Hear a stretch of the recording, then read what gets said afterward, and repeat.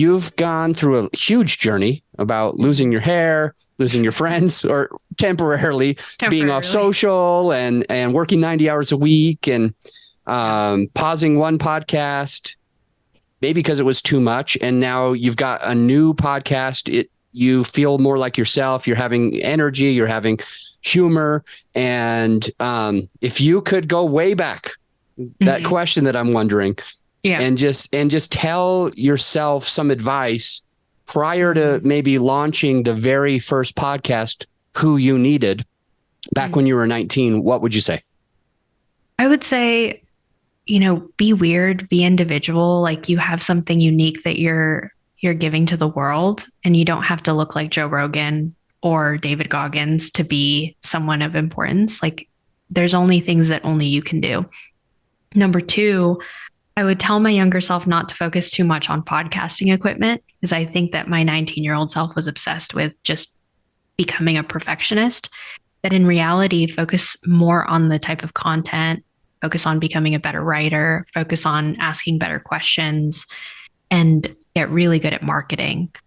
Kind of zoom out rather than zoom all in on the podcasting equipment stuff. Out of curiosity, what does some of this mean? I think we have a few minutes. So you said that you would say, don't worry so much about the equipment. B, focus more on the content and the questions, better questions. And C, focus more on marketing. I want to go deeper into A, what equipment should we be doing? B, the content and questions. What would you say if you were like, well, what do you mean to yourself? What do you mean by that? What better questions? Give me an example of a bad one and a good one.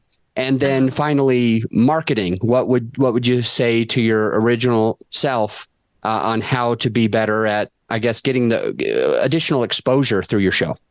Yeah. So with the equipment, I think starting out with just like an SM58 or an MV7 you can't really go wrong with that. Like, go for tried and true and don't complicate things. I think I really complicated my process before of, let me try a shotgun, or let me try a condenser, or let me try all of this. And it takes the energy away from the podcast itself, because you're focusing more on the tools rather than the big idea. And it's just like when there's a great concept, you can't really go wrong. Even if the equipment is bad, if all you're using is your like Apple earphones, like, you'll still capture really good content if people are interested in what they're listening to. So it's not the most important thing, even though it is like part of the reason why people might stay for your content. With marketing, I think that you have to know how to sell yourself. Well, that's going to be C. Let's go. Let's get some specifics on the content and better questions first on B. Yeah. Yeah. So for content and better questions, I think when I started Who You Needed, I was that person that just like said whatever was on her mouth.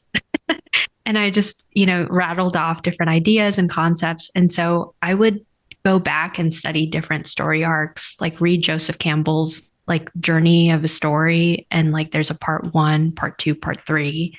Read books on copywriting, read a lot of great fiction. I think with fiction, like, people would be surprised that just talking to people like a 12-year-old would understand is a lot better than using like all of this like mushy gushy words that they teach you to write in high school. Or I think really great writing starts with understanding, like, can a common person down the street understand what I'm doing? If not, then don't publish it and don't complicate the process. So I think both of those are kind of go hand in hand.